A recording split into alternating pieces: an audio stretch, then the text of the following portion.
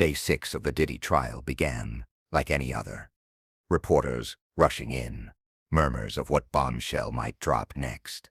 But nothing could have prepared anyone for what happened when Monique took the stand. The pre-dawn chill clinging to the air felt less like a late spring morning and more like the heavy cloak of expectation that always descended on downtown Los Angeles when a high-profile trial was in session. Today, Day 6 of the proceedings against Sean Diddy Combs, that cloak was particularly thick. The air was already a buzzing symphony of anticipation, the distant thrum of news helicopters, the low murmur of camera crews setting up their tripods like predatory birds, and the restless shifting of dozens of reporters already staked out, their breath plumed white in the still dark air, a visible testament to the early hour and the unyielding hunger for the next headline. The courthouse, a monolithic slab of gray stone and cold glass, loomed against the lightening sky, its imposing facade mirroring the gravity of the events unfolding within its walls. Floodlights, harsh and artificial, cut through the gloom, turning the fine mist that hung in the air into a shimmering ethereal haze. Each flash of a camera bulb was a punctuation mark in the silent, tense narrative playing out on the pavement. By 6 a.m., 2 hours before doors would open, the usual suspects were already clustered. Legal analysts, their faces drawn but their voices rehearsed, gave pre-taped soundbites to eager journalists. Sources close to the defense believe today will focus on discrediting prior testimonies. One anchor intoned, adjusting her scarf against the chill. Another, bundled in a heavy coat, offered, prosecutors are expected to continue building their pattern of behavior argument, but without a new bombshell the momentum could stall. Momentum, that was the currency here. Each day the media machine demanded it. Diddy, the titan of hip-hop, the architect of an empire built on cool and undeniable swagger, was on trial for allegations that threatened to dismantle every carefully constructed facade. The world watched, fascinated, and repulsed, waiting for the next tremor. At precisely 7:45 a.m., a sleek, unmarked black SUV glided to a stop near a discreet side entrance of the courthouse, an entrance usually reserved for judges or high-ranking officials. It drew little initial attention, such vehicles were common among the legal teams, but as the rear door opened, a flicker of something different caught the eye of a lone freelance photographer, perpetually scanning for the unusual. Out stepped a figure of undeniable presence, dressed in a tailored, deep emerald green pantsuit that seemed to absorb the lingering dimness and radiate a quiet confidence. She moved with an almost regal stride. Her head was held high, her gaze unwavering, even as the first few murmurs started to ripple through the closer crowd. It was Monique. The name itself, a singular force in Hollywood, was enough to send a jolt through the assembled media. Monique, the Oscar-winning actress, the comedian whose sharp wit had both charmed and challenged, and perhaps most significantly, the outspoken critic, the one who had dared to speak uncomfortable truths about the industry's dark underbelly, often to her own detriment. A low, collective gasp spread through the nearest journalists. "Is that?" someone whispered, disbelief warring with recognition. "Monique, what is she doing here?" There had been no leaks, no rumors, not a single mention of her name on any expected witness list. Her presence was an anomaly, a rogue wave crashing onto a meticulously planned shore. The photographers, initially sluggish in the biting cold, suddenly surged forward, their cameras flashing in a desperate, chaotic frenzy. Their flashes lit her face, revealing an expression that was calm, determined, and utterly devoid of fear. She acknowledged no one, offered no smile, no soundbite. Her passage was silent, her purpose unyielding. As she entered the courthouse through the side door, the heavy oak swinging shut behind her, the noise outside seemed to amplify, a sudden desperate roar of questions and speculation. "Did you know she was coming? Is she testifying? What's her connection?" The legal analysts, caught completely off guard, fumbled for words, their practiced poise shattered. The carefully crafted narratives of the morning were suddenly obsolete. The energy in the cold morning air had shifted, palpably, undeniably. Something monumental was about to unfold. What was once considered a decades-long Hollywood feud suddenly became a federal testimony, and the connections she made between Diddy, Tyler Perry, Oprah Winfrey, and Bishop T.D. Jakes left the courtroom frozen. She didn't just bring words, she brought timelines, receipts, audio, and the kind of truth that made people sit up and listen. For the first time ever, Monique was allowed to say under oath what she's been warning us about for years, and what she said it changes everything we thought we knew about this trial. The gallery was already packed before the doors even officially opened on day 6. Journalists, their notebooks clutched like shields, had claimed every available seat, their eyes darting to the entrance, eager for a glimpse of whatever headline might emerge. The air, usually thick with the stale scent of paper and old coffee, now hummed with a different kind of electricity. Every rustle of clothing, every muffled cough, felt amplified. They expected the usual parade, Diddy's legal team, impeccably suited and radiating an aura of impenetrable confidence, the stoic prosecution, their faces grimly set, and finally Diddy himself, usually entering with a subtle swagger, a calculated display of unbothered power. What they didn't expect was the ripple that started near the back, a silent wave that moved through the rows, prompting heads to turn. Then, Monique, the Oscar-winning actress, comedian, and outspoken critic of Hollywood, strode. She didn't enter with a fanfare, but rather quietly, confidently, through the side entrance typically reserved for key witnesses or legal personnel. Her entrance was deliberate, a slow, confident walk that held the attention of every single person in the room. Her emerald suit, sharply tailored, seemed to cut through the drab courtroom palette, a vivid splash of defiance. Diddy's legal team, already seated at their table, exchanged quick, uneasy glances. Lead counsel, a man known for his unflappable demeanor, subtly adjusted his tie, a telltale sign of disquiet. Prosecutors on the other side shuffled papers with a fresh, almost frantic urgency, the rhythmic tap of a ballpoint pen against a legal pad, usually a constant background hum.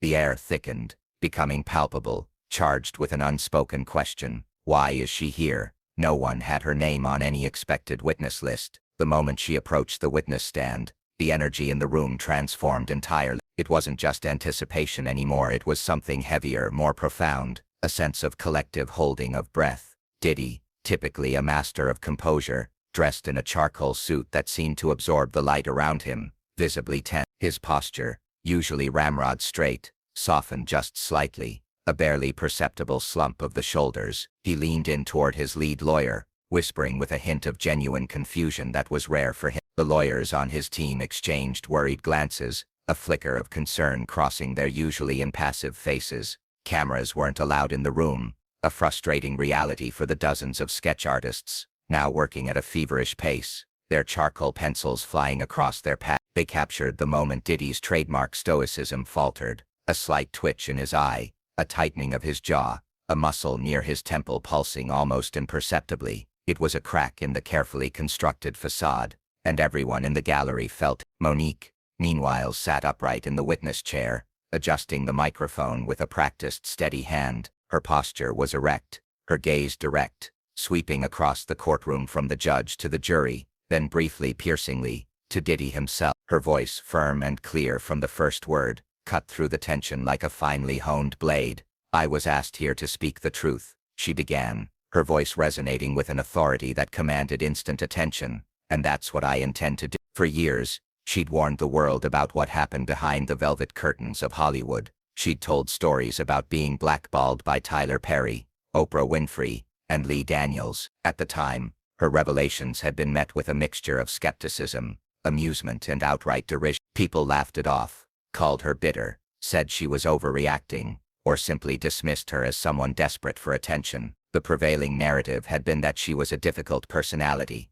an ungrateful talent, who had ruined her own career. But now, seated under oath in a federal courtroom, facing the scrutiny of a judge, a jury, and the world's media, those same warnings were being taken very seriously. The casual dismissal of yesteryear had been replaced by a palpable, almost fearful silence. The prosecution, sensing the shift, moved swiftly. Ms. Jackson, the lead prosecutor, a sharp-eyed woman named Anya Sharma, began, her voice calm, but loaded with anticipation. "The court understands you have prepared certain materials relevant to your testimony. Does this include a timeline of events pertinent to the individuals involved in this case?" Monique nodded, a slight, almost imperceptible tilt of her head. "Yes, I have prepared a timeline," she confirmed, her voice gaining strength. "It chronicles my personal dealings with the individuals now circling this trial like vultures." She reached into a large, elegant leather binder she had placed beside her, pulling out a sheaf of meticulously organized papers. The pages, crisp and clean, were filled with dates, bullet points, and carefully typed notes. She began to read, her voice clear and measured, but laced with an undercurrent of deep, buried emotion. It wasn't anger, not exactly, but a profound sense of grievance, of long overdue reckoning. She chronicled the exact dates of meetings, phone calls, broken promises, and offers made in back rooms under the guise of opportunity. Her narrative unfolded with the precision of a historian, laying out a chronology that painted a picture of calculated manipulation and systematic silencing. Prosecutors nodded along, some already referencing notes from Cassie Ventura's earlier testimony, finding uncanny parallels, the detailed accounts of power dynamics, the implied threats, the sudden closures of doors. It all aligned with the patterns previously alleged. And just like that, the trial wasn't just about Diddy anymore. It was about something far more insidious, a vast, interconnected web of influence and control that reached into the highest echelons of entertainment. Monique was pulling back the curtain on a system, not just an individual. The gallery, rapt, leaned forward, every eye fixed on the woman who dared to speak the unspeakable. The judge, usually impassive, observed the jury, who were scribbling furiously in their notepads, their faces a mixture of shock and dawning comprehension. The air, thick with unspoken questions moments before, was now frozen in horrified anticipation. Monique's second statement wasn't aimed at Diddy directly, it was aimed at Tyler Perry, and it landed like a missile. She described a private phone call with Perry in 2018 during which he admitted that her blackballing from Hollywood had been unjust. "He told me he was wrong," Monique testified. "He said he would apologize publicly. He never did." Instead, she says, Perry told her that if he publicly apologized, it would blow back on people who weren't ready to be exposed. When asked who he was referring to, Monique looked directly at the jury and said, "Puff, that's who he was worried about. Puff Daddy Diddy, whatever you want to call him." Courtroom observers gasped. Even the prosecution team exchanged looks. This wasn't just drama, it was potential evidence of industry-wide collusion. Anya Sharma, the lead prosecutor, allowed a moment for the gravity of Monique's initial timeline to fully sink in. The courtroom buzzed with a barely suppressed hum, a mixture of shock and disbelief. The air was thick with the scent of old paper, nervous sweat, and the electric charge of impending revelation. Then, Sharma's voice, calm, but deliberately weighted, cut through the murmurs. "Jackson," she began, her gaze sweeping from Monique to the jury, "you've detailed a pattern of professional ostracization following certain events. Can you elaborate on any direct conversations you had with individuals of significant influence regarding these career repercussions?" Monique took a steadying breath, her eyes still unwavering. She knew this was the moment, the pivot from her personal experience to the systemic issues she had long sought to expose. "Yes," she affirmed, her voice resonating through the courtroom, clear and distinct. "In 2018, I had a private phone call with Mr. Tyler Perry." The name itself, Tyler Perry, dropped into the courtroom like a stone in a still pond, sending immediate, visible ripples. Perry, a formidable figure in Hollywood, known for his prolific output and often seen as an independent power broker, had managed to largely sidestep the direct accusations swirling around Diddy. His name had been mentioned in whispers, sure, but never with this kind of direct public confrontation. Diddy, who had regained a semblance of his usual composure, albeit with a faint tension around his eyes, visibly stiffened. He shifted in his seat, leaning forward slightly, his gaze now fixed entirely on Monique. His lead attorney, a seasoned litigator named Mr. Davidson, shot a sharp, warning glance towards the prosecutor, as if anticipating an imminent tangent. Monique continued, her voice gaining a quiet intensity. "During that conversation, Mr. Perry admitted to me that my blackballing from Hollywood had been unjust. He told me, and I quote, 'I was wrong.'" A soft collective murmur rippled through the gallery. Many journalists scribbled furiously, recognizing the significance of this admission from such a powerful figure. This wasn't just a personal grievance, it was a crack in the carefully constructed facade of Hollywood's power brokers. "He said he would apologize publicly," Monique continued, her voice now tinged with a faint, but discernible sorrow. "He never did." Her words hung in the air, a testament to a promise unkept, a truth unacknowledged. The silence that followed was profound, heavy with the weight of years of unspoken hurt. Prosecutor Sharma allowed the silence to linger for a beat, letting the impact settle. Then she pressed on, her voice low but deliberate. Did Perry offer a reason for his failure to issue that public apology, Miss Jackson? Monique's gaze hardened, her eyes narrowing almost imperceptibly. Yes, she said, the word a small sharp exhalation. He told me that if he publicly apologized, it would blow back on people who weren't ready to be exposed. The phrase hung in the air, like a sinister cloud. Blow back. It implied a hidden network, a shared vulnerability, a collective secret. The jury members, many of whom had been observing with a mixture of skepticism and curiosity, now leaned in, their faces etched with a new focused intensity. Sharma paused, allowing the implication to settle, then delivered the crucial follow-up question. And did Miss Perry indicate who these people were, Miss Jackson? Monique's eyes, which had previously scanned the courtroom with a detached resolve, now locked directly onto the jury. Her gaze was unflinching, almost daring them to look away. She delivered the name with a quiet, deliberate force, as if revealing a buried treasure or a buried truth. Puff, she said, her voice clear and resonant, filling the silent courtroom. That's who he was worried about. Puff, she said, her voice clear and resonant, filling the silent courtroom. That's who he was worried about. Puff Daddy. Diddy. Whatever you want to call him. A collective, audible gasp escaped from the gallery. It wasn't a shout, but a wave of shocked exhalation, like a sudden drop in air pressure. Journalists, already poised on the edge of their seats, jolted, pens scratched frantically across notebooks. This wasn't just drama. This was a direct, undeniable link. Even the prosecution team exchanged looks of wide-eyed surprise, a flicker of raw, unvarnished shock passing between them. They had anticipated a strong testimony, perhaps even a direct accusation, but the explicit linking of Tyler Perry's actions to Diddy in this manner, as a form of protection, was a bombshell of a different magnitude. Sharma herself, though maintaining her professional demeanor, showed a subtle widening of her eyes, a recognition of the sheer power of the moment. Mr. Davidson, Diddy's lead attorney, was on his feet instantly, his face a mask of furious indignation. Objection, Your Honor. Speculation. This is pure hearsay, unsubstantiated and prejudicial. His voice, usually smooth and authoritative, was sharp with genuine alarm. Judge Reynolds, a seasoned jurist, with a reputation for both fairness and an intolerance for theatrics, raised a hand, silencing Davidson with a look. Jackson, the judge addressed Monique, his tone measured. Can you elaborate on how Mr. Perry's concern about Puff was conveyed to you? Was it explicit? Yes, Your Honor, Monique responded, her voice steady. He stated that a public apology would blow back on Puff and other people connected to him. She emphasized the word connected, letting it hang in the air, heavy with unspoken meaning. He explicitly said Puff's name is wrapped up in too much right now to risk any public fallout from an apology. The judge considered this for a moment.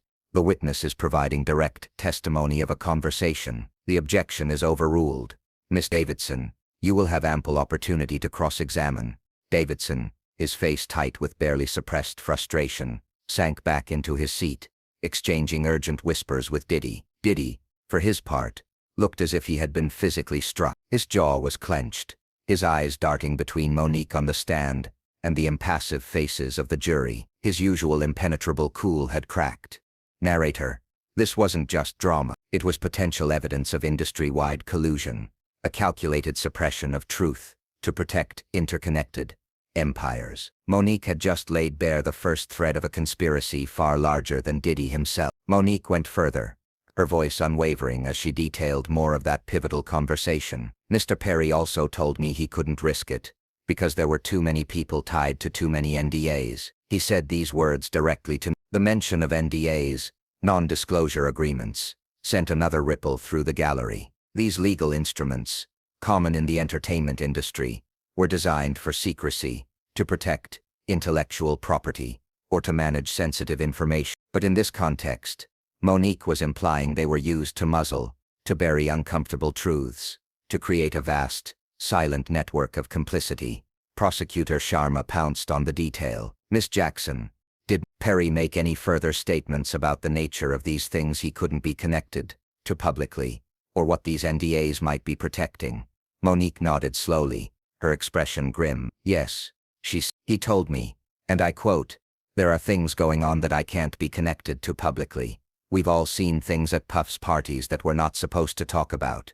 A wave of palpable shock washed over the courtroom. This was no longer just about career blackballing. This was about direct knowledge, direct witness to alleged improprieties. The phrase "we've all seen things" echoed chillingly through the silent room, implicating a vast, unseen network of knowing silence. Sharma then took a dramatic turn. "Miss Jackson, earlier you mentioned having prepared materials. Do those include anything pertaining to this particular conversation with Mr. Perry?"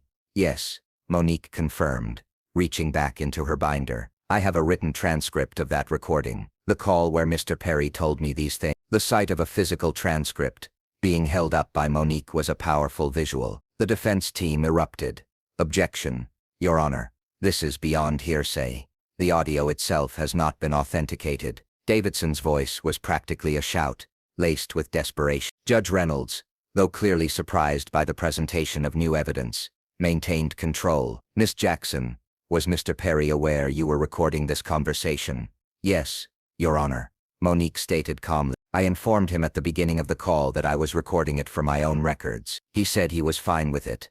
This detail stole the wind from Davidson's sails. It wasn't a covert recording.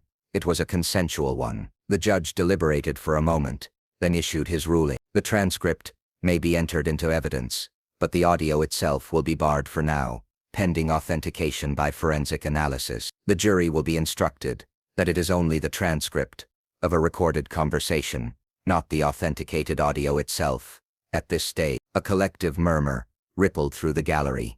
It was a huge win for the prosecution, even with the caveat. The physical evidence, the undeniable words were now on the record. Narrator, what made this moment so powerful wasn't just the allegation. It was the chilling realization that multiple Hollywood elites may have known what was happening at Diddy's events and remained silent to protect their own brands. Diddy's defense team immediately huddled, their voices low and urgent. Davidson, his face pale, seemed to be calculating the damage. This testimony wasn't just speculative. It was concrete, implicating a wider circle. The prosecution argued successfully that it provided necessary context about how silence and reputation management protected Diddy for years and possibly facilitated abuse. Monique's words painted a vivid picture of a deeply ingrained culture of complicity, where powerful individuals, even those with seemingly clean reputations, allegedly turned a blind eye or actively participated in concealing uncomfortable truth, all to protect their own standing and the delicate ecosystem of Hollywood's elite. The courtroom felt the shift. The focus had broadened. It was no longer just a trial about one man. It was a trial about a system. Then came the moment that truly turned heads. Monique took a breath, adjusted her microphone, and said the words that would headline news stories by the hour's end. "I've been to one of Diddy's parties, and I left because I saw something I wasn't supposed to." She testified that in 2000, she was invited to a private gathering in Los Angeles. The invitation came via a friend, a fellow actor, who told her it was exclusive and networking gold. Monique arrived at a massive estate in the Hollywood Hills. Valet took her phone. She was escorted inside. There were candles, R&B music playing softly, and a rotation of male and female guests, ushered into back rooms. I remember a woman in heels, and a man in nothing but a bathrobe. I remember one of Diddy's assistants saying, "It's all about experience here. You're safe if you sign the NDA." That's when I walked out. She didn't sign. She never went back.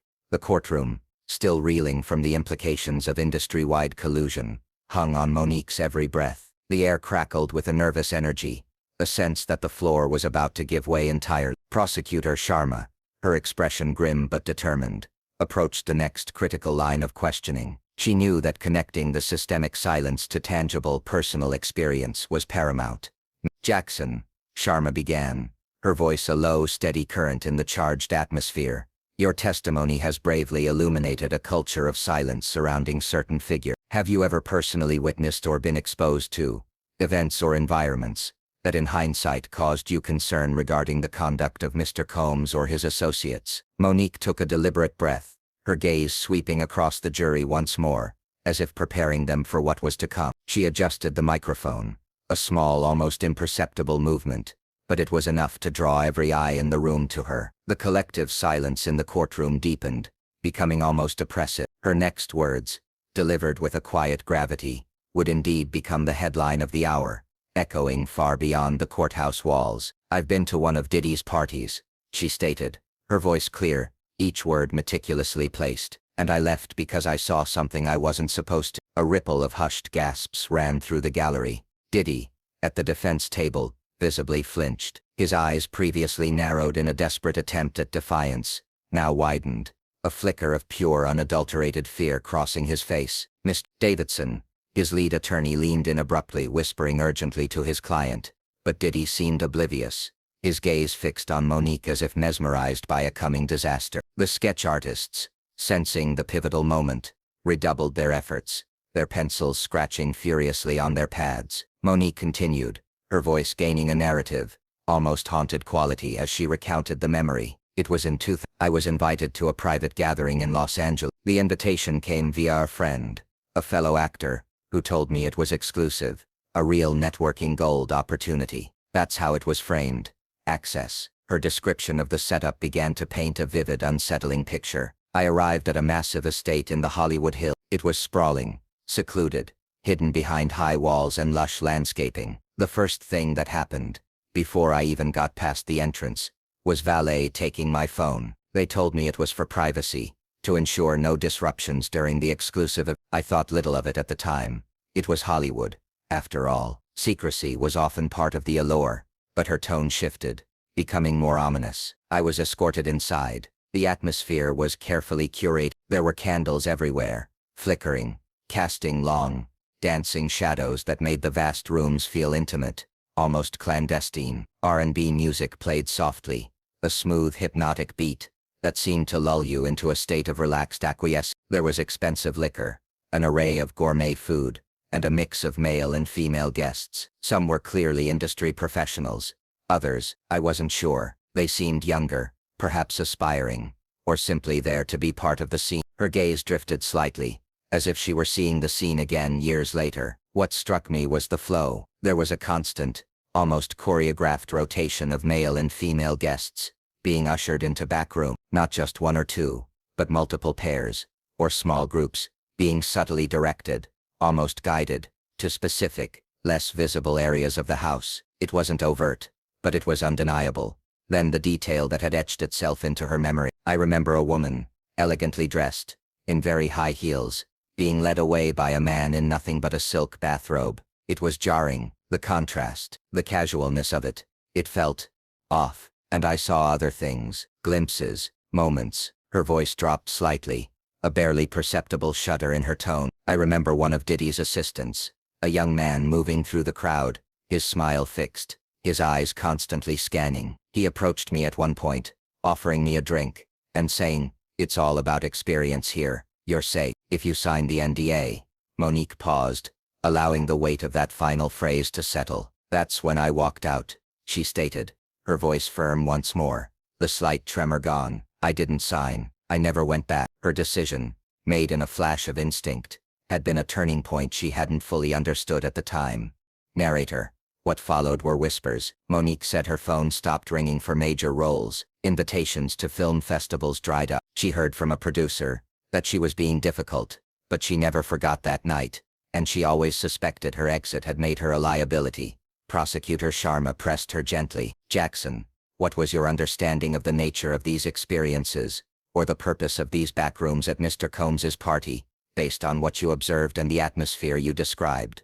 Monique looked directly at the jury, her expression a mix of sorrow and grim determination. "My understanding," she began, her voice clear and strong, "was that it wasn't just a party. It was a curated environment, designed for specific activities. The taking of phones, the private rooms, the casualness of people in states of undress. It suggested something beyond typical networking or socializing. It suggested a space where certain boundaries were deliberately blurred, where a different set of rules apply." And the NDA, the immediate mention of it, indicated that these experiences were meant to be kept secret, to be locked away by legal agreement.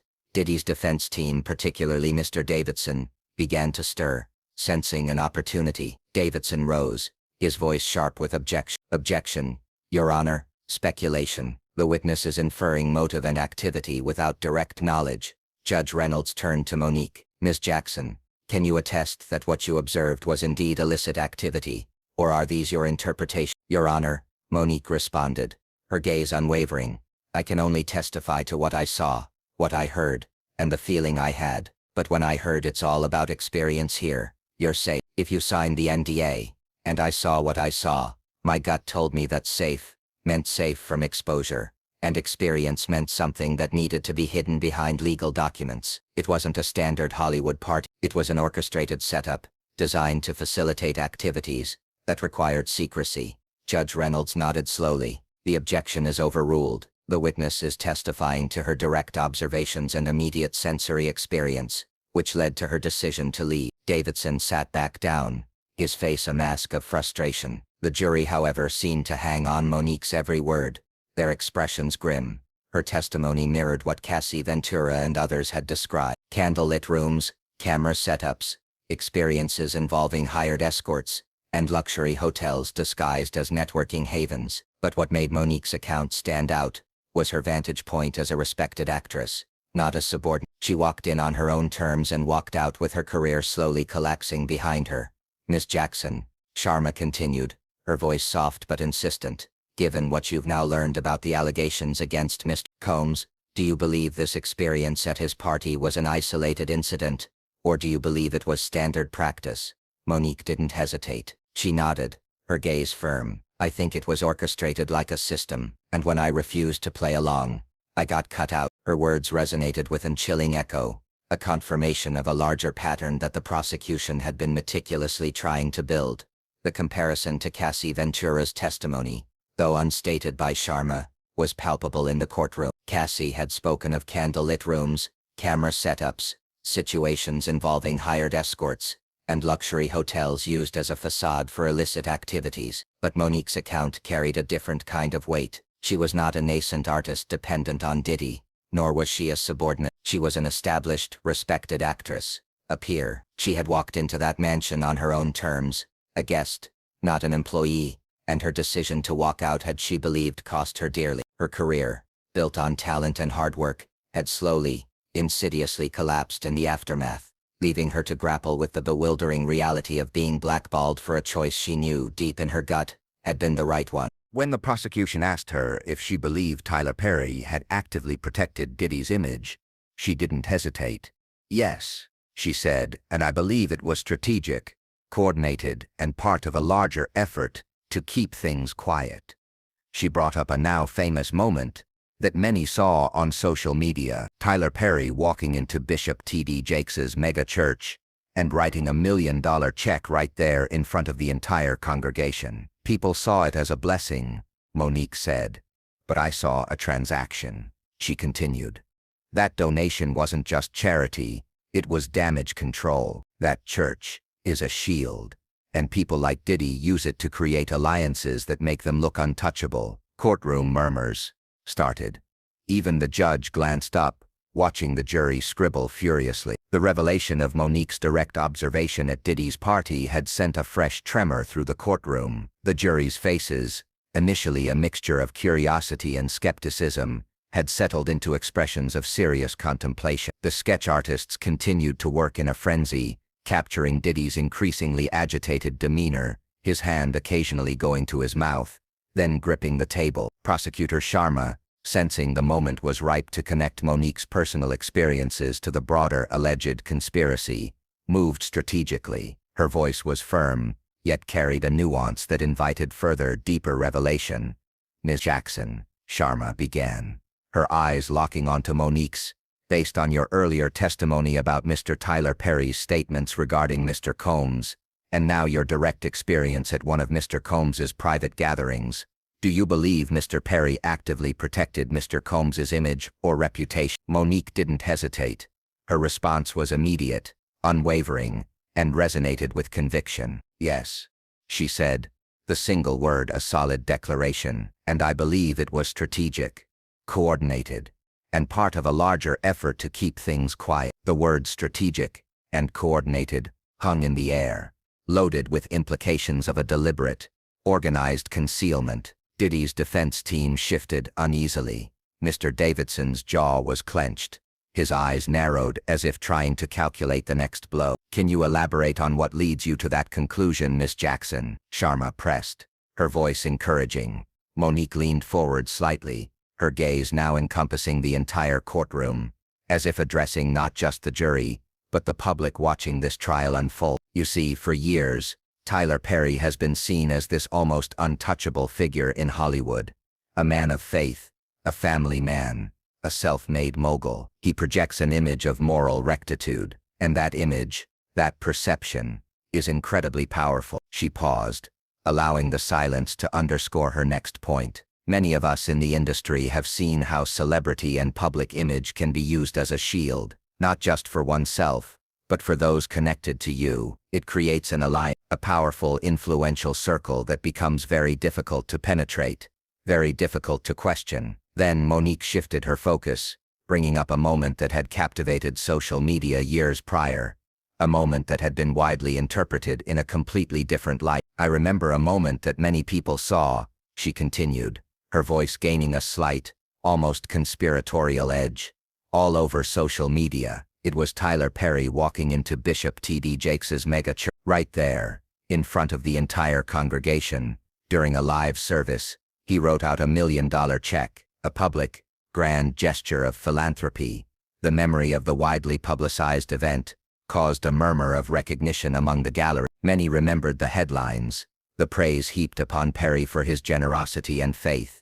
At the time, people saw it as a blessing, Monique said, her voice tinged with a subtle, almost melancholic irony. A true act of charity, a man of God giving back to the community. Her eyes, however, conveyed a different, more cynical interpretation. But I saw a transaction. The word transaction landed with a quiet, devastating impact. It was stark, cold, stripping away any veneer of benevolence. Courtroom murmurs began to rise, louder than before, a confused buzz that quickly escalated into a chorus of whispers. Even the judge, usually maintaining an air of detached authority, glanced up, a faint flicker of surprise crossing his features. He watched the jury, who were scribbling furiously, their pens scratching against paper, their faces a mixture of confusion and dawning realization. The concept of $1 million donation being a transaction, rather than a blessing, was a profound and unsettling reinterpretation. That donation wasn't just charity,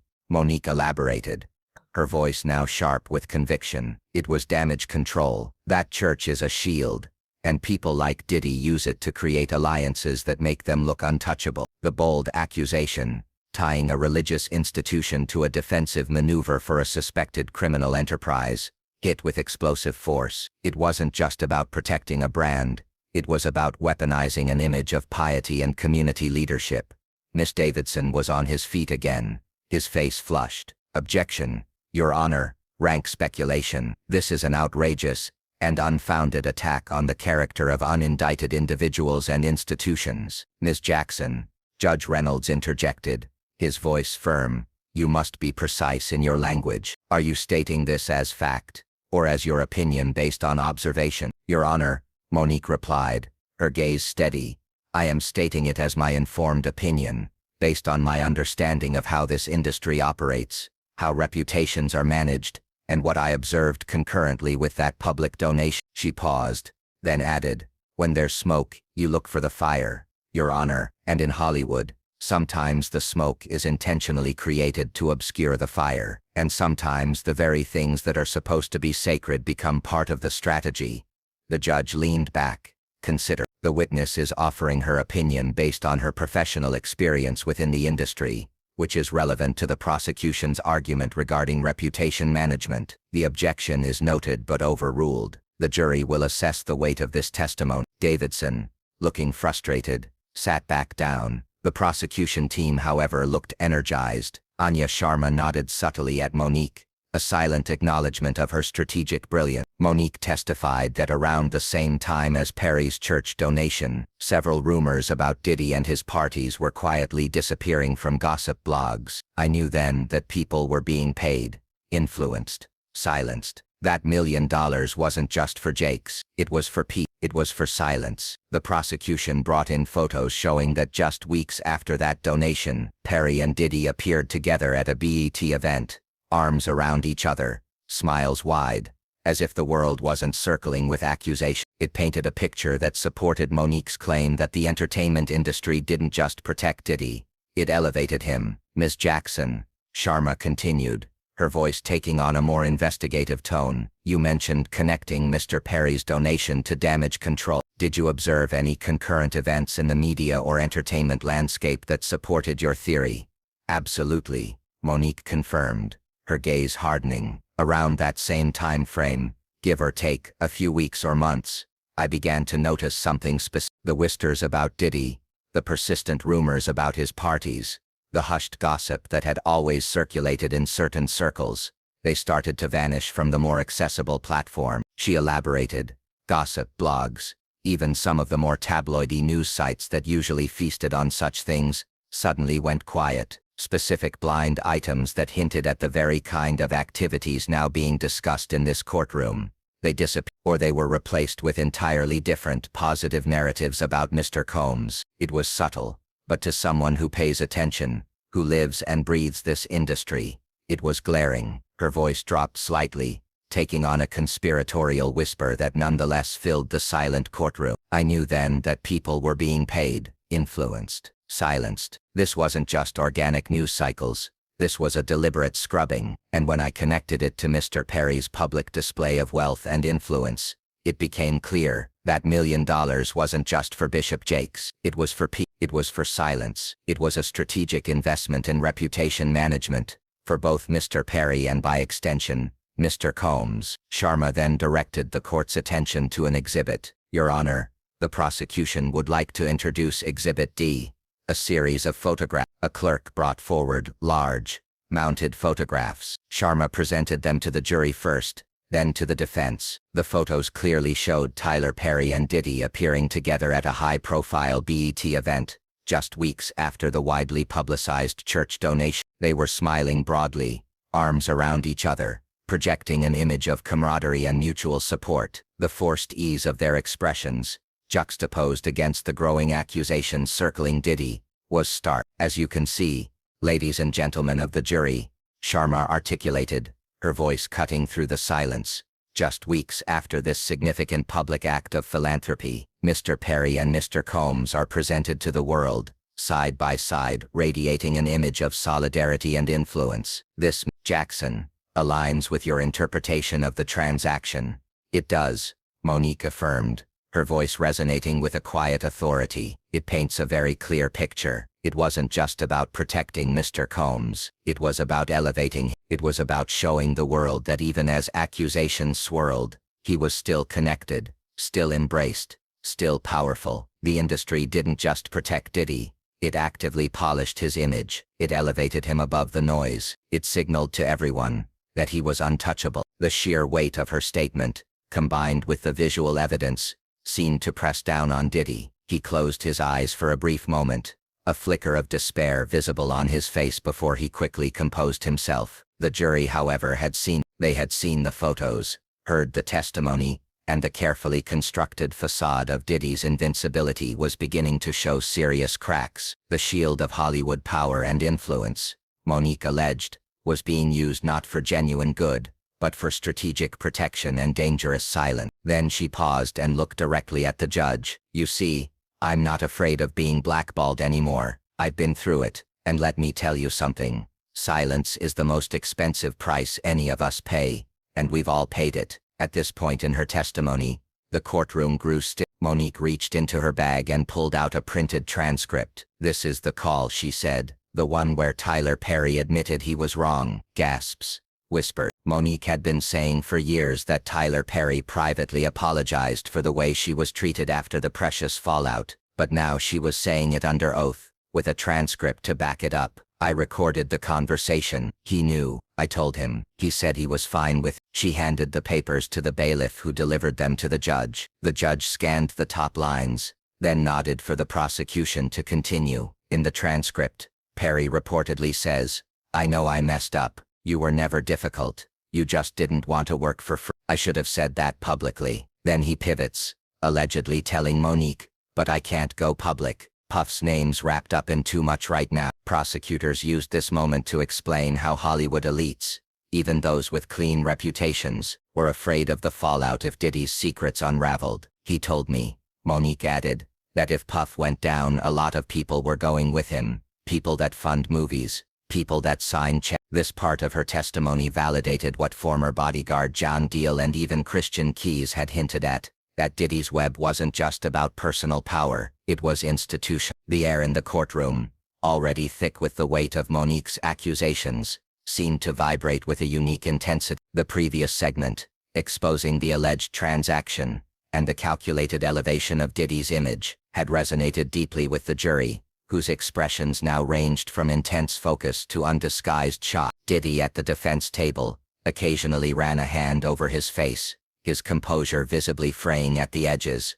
Monique, having just completed her detailed explanation of the strategic use of image and alliances, took a deliberate pause. Her gaze, which had previously swept across the gallery and the jury, now settled directly on Judge Reynolds. Her eyes held a deep, profound weariness, yet also an unwavering resolve. It was the look of someone who had carried a heavy burden for a long time, and was finally, irrevocably, setting it down. You see, Your Honor, she began, her voice softer than before, yet imbued with an unmistakable gravitas that commanded silence. I'm not afraid of being blackballed anymore. I've been through it, and let me tell you something, she continued, her voice rising slightly, reaching every corner of the silent courtroom. Silence is the most expensive price any of us pay, and we've all paid it.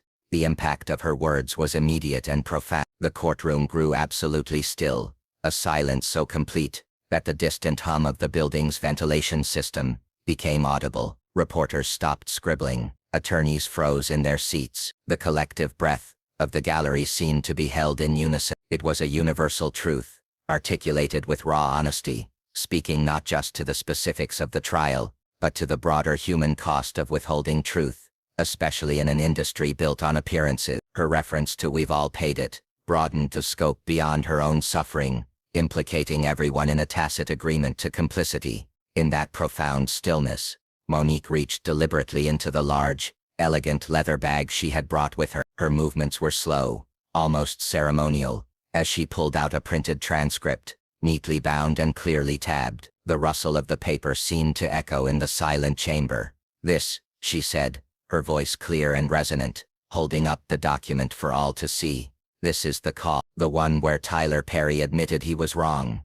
A wave of hushed gasps and whispers swept through the gallery, a collective release of the breath they had been holding. This was it, the moment Monique had spoken about for years, dismissed by many as mere grievances, was now being presented as concrete, undeniable evidence. The sheer audacity of it, the quiet power of a woman bringing physical proof of a conversation dismissed as fabrication, was breathtaking. Monique had been saying for years that Tyler Perry privately apologized for the way she was treated after the Precious fallout, the narrator's voiceover explained, overlaying the courtroom scene. But now she was saying it under oath, with a transcript to back it. Prosecutor Sharma, her eyes alight with a controlled triumph, approached the witness stand. "Ms. Jackson, can you confirm that this transcript is of a conversation you had with Mr. Tyler Perry, and that it is accurate to the best of your recollection?" "Yes, it is," Monique affirmed. "And yes, it is accurate. I recorded the conversation. He knew. I told him. He said he was fine with it.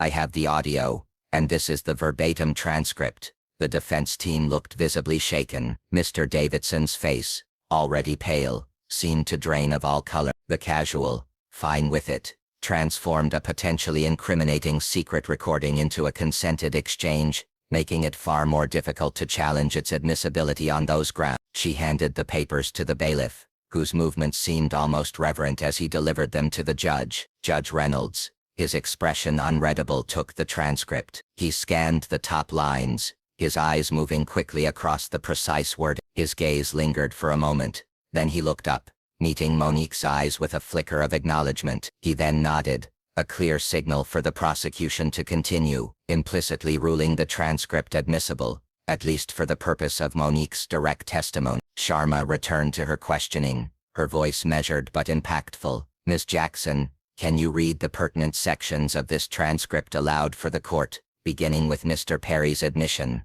Monique began to read, her voice steady, relaying the damning words. I know I messed up. You were never difficult. You just didn't want to work for free. I should have said that publicly. The words hung in the air. A stunning admission from an industry giant. The jury's pens scratched furiously. It was a direct validation of Monique's long-standing claims of unfair treatment. But then, as the transcript showed, Perry allegedly pivoted. But I can't go public. Monique continued reading, her voice taking on a colder, more detached tone. Puff's name's wrapped up in too much right now. The mention of Diddy's name appearing directly within Perry's admitted error, and subsequent refusal to apologize, cemented the link Monique had been building. It wasn't just Perry protecting himself. It was Perry protecting a wider network, with Diddy at its nexus. Prosecutor Sharma seized the moment, using it to articulate the broader implications. Ladies and gentlemen of the jury, she addressed them,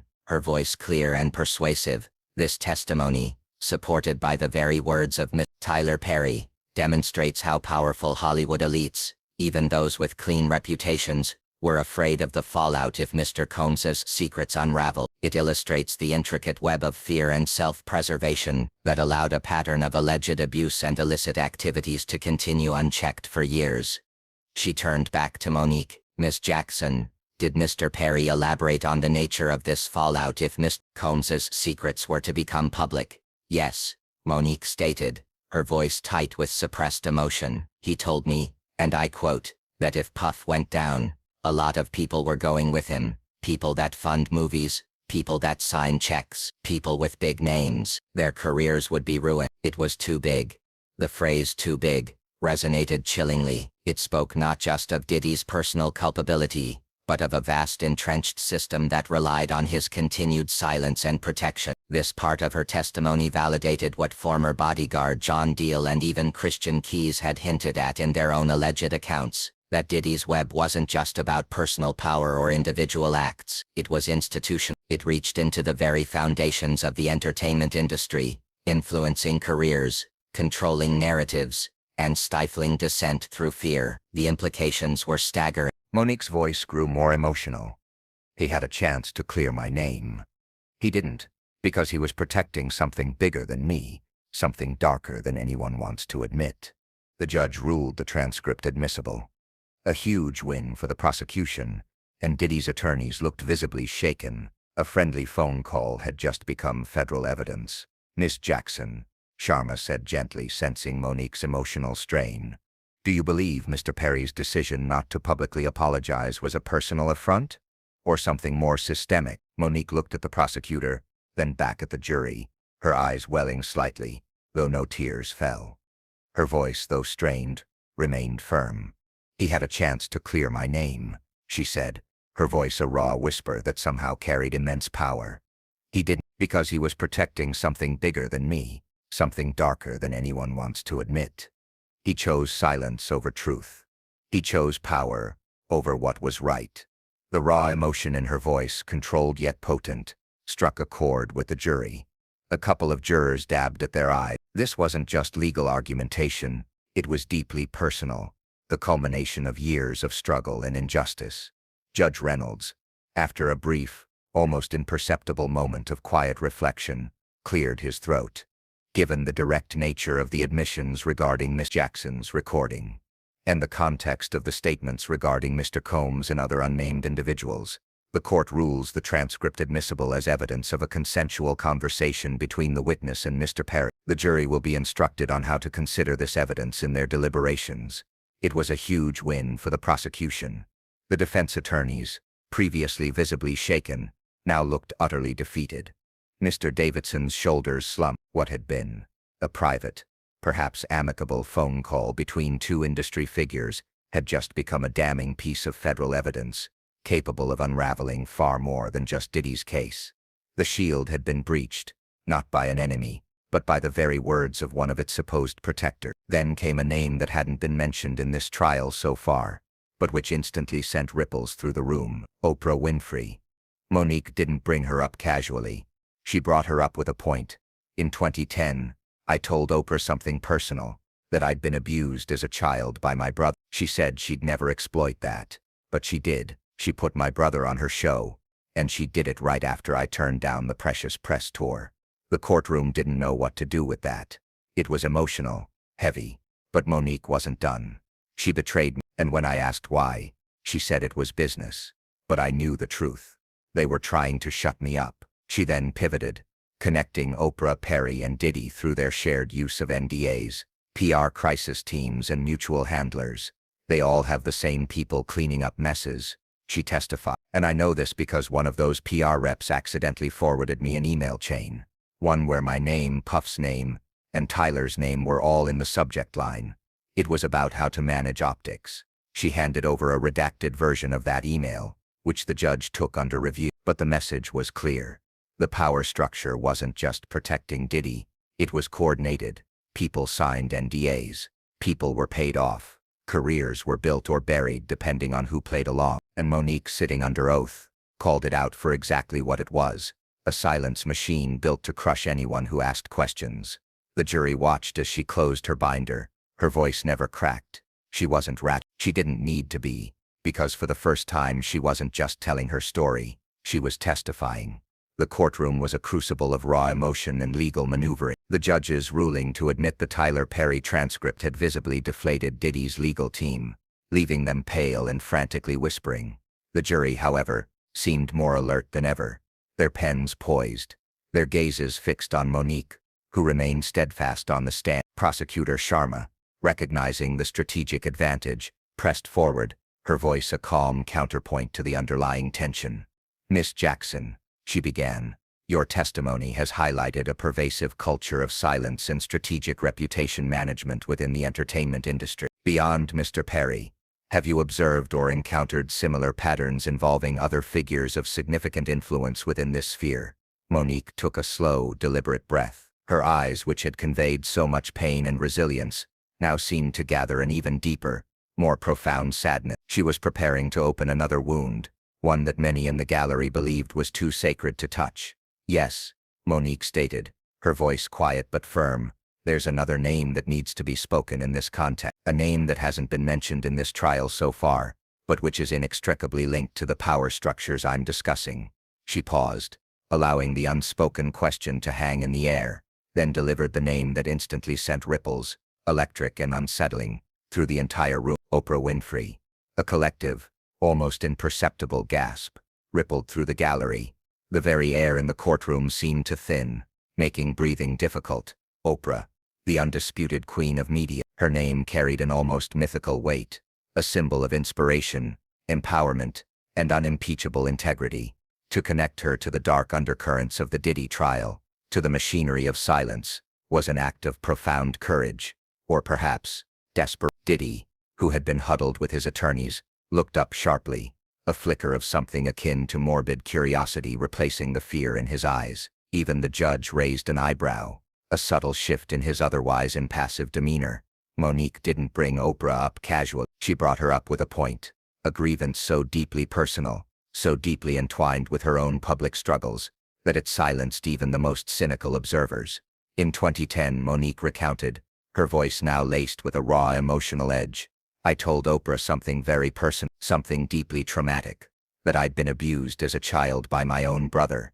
Her words were delivered with a quiet pain that resonated throughout the room, stripping away any pretense of celebrity and revealing the raw humanity beneath. She looked me in the eye and said she'd never exploit that she would protect my story. A heavy silence descended. The jury members, particularly those who were parents, visibly winced, their expressions softening with empathy. "But she did," Monique continued, her voice hardening, laced with a palpable sense of betrayal. "She put my brother on her show, and she did it right after I turned down the precious press tour. It was a clear message, a punishment, a weaponization of my trauma." The courtroom didn't know what to do with that.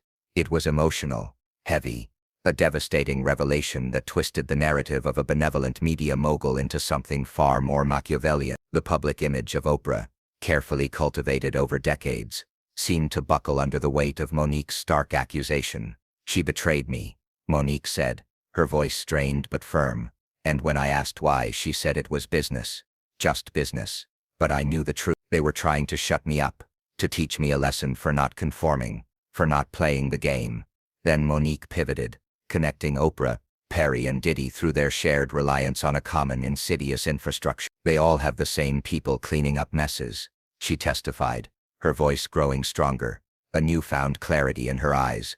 The same PR crisis teams, the same mutual handlers, the same legal counsel advising on optics management. And I know this, because one of those PR reps, who had worked for all three, accidentally forwarded me an email chain, one where my name, Monique elaborated, Puff's name, and Tyler's name were all in the subject line.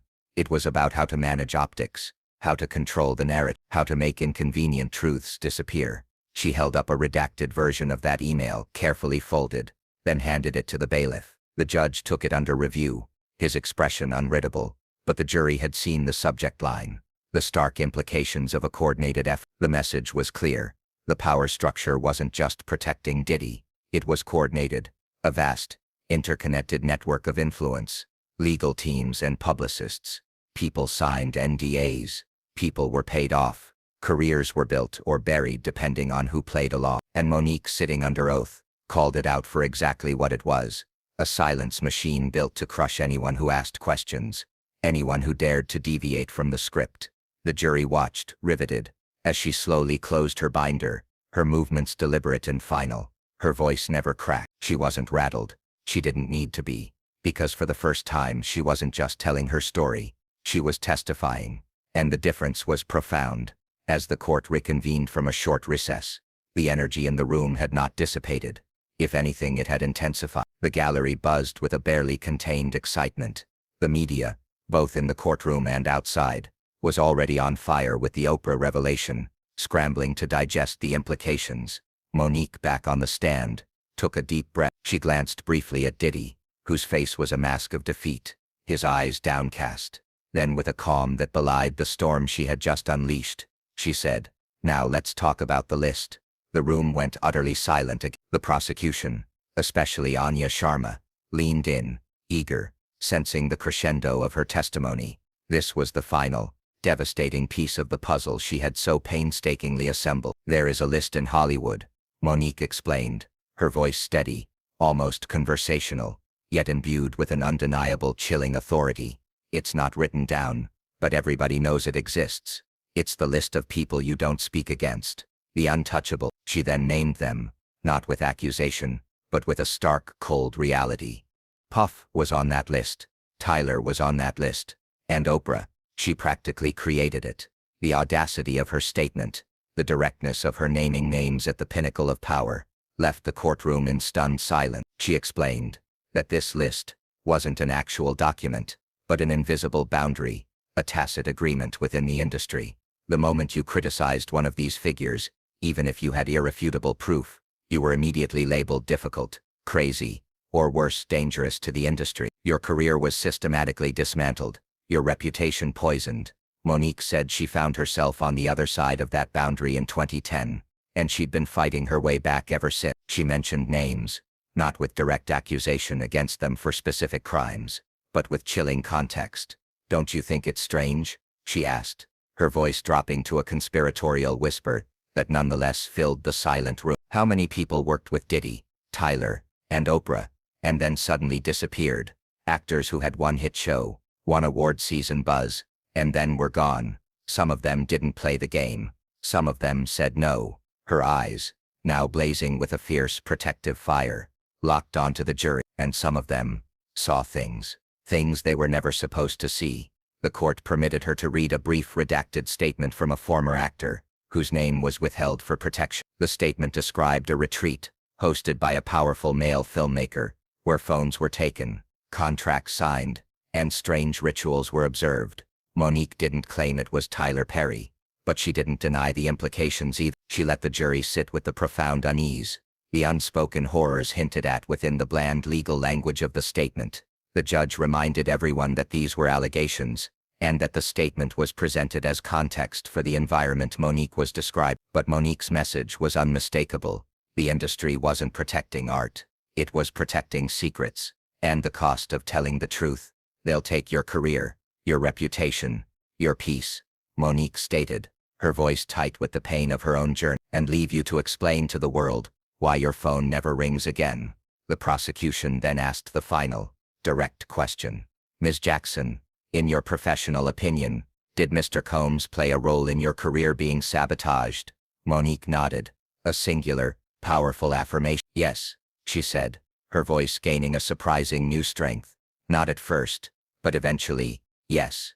And I didn't realize how deep it went until years later. She explained that after the Precious campaign fallout, when the blackballing truly began, she received a call from a junior executive who had worked at Revolt TV, Diddy's media company. He told me, and I quote, "You rubbed the wrong people. It's not just about Tyler and Oprah. Puff don't like noise either." The court leaned in. Monique testified that the executive hinted Diddy had been approached by Perry's team for future project partnerships. The deal was simple, she said. They wanted access to Puff's platforms, and I was the obstacle. They discussed my name not as talent, as a problem. Then the prosecution presented emails between a PR firm hired by both Revolt and Tyler Perry Studios, discussing managing narratives around Monique and Cassie Ventura. The first time the court saw a direct digital link between both women's reputations being carefully manipulated in tandem, that moment hit hard. Monique continued, saying she believed her difficult label was passed around intentionally. They used that word like a virus, she said, her voice now tinged with a weary anger. Infect one casting director with it. It spreads to everyone. Soon your name comes up in a room and they already have a reason to say no. It was then that she said something few ever say under oath in Hollywood, especially not a black woman. Her voice dropped slightly, a powerful intimacy entering her tone. I wasn't blackballed. I was whiteballed by black people, people who looked like me, and people who feared losing their own spot more than they cared about doing right. The raw honesty of that statement was breathtaking.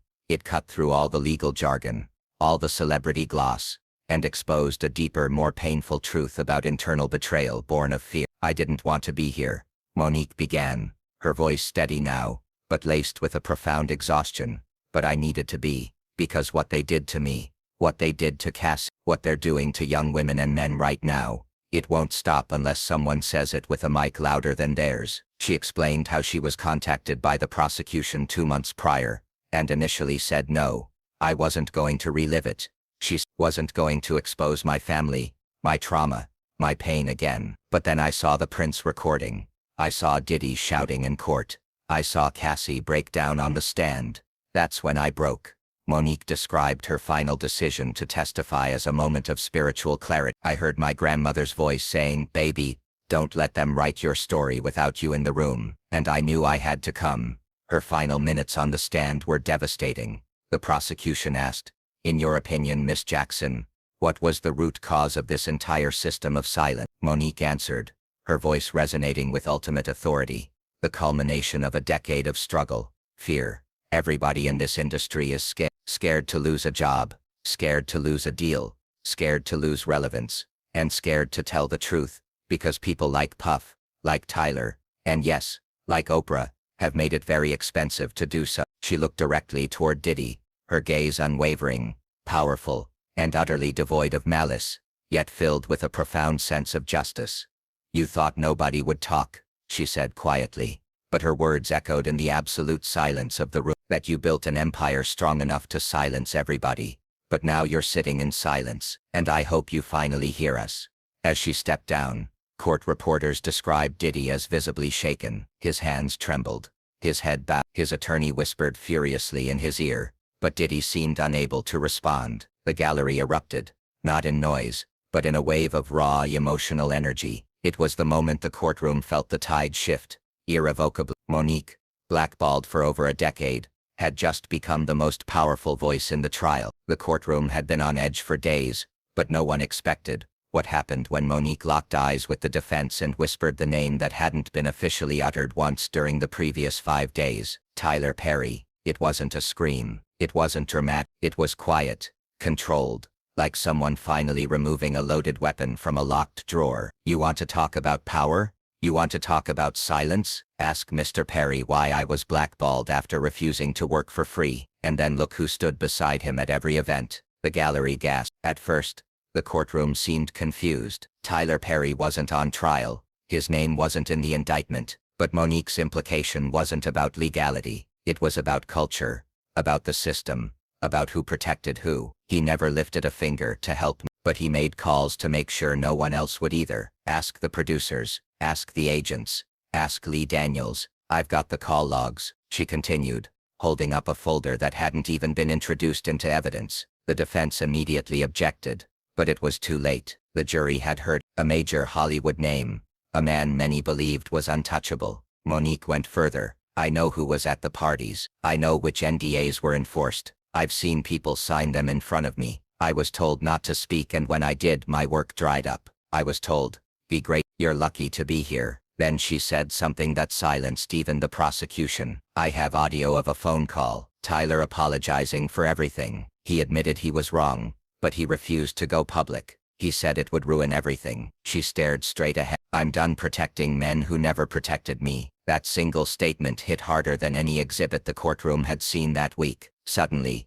this wasn't just about Diddy. It was about the entire infrastructure of power that allowed him to exist Monique didn't just point a finger at Diddy. She pointed it at Hollywood itself. And for the first time in the trial, jurors were looking beyond the man sitting at the defense table. They were looking at everyone who helped him.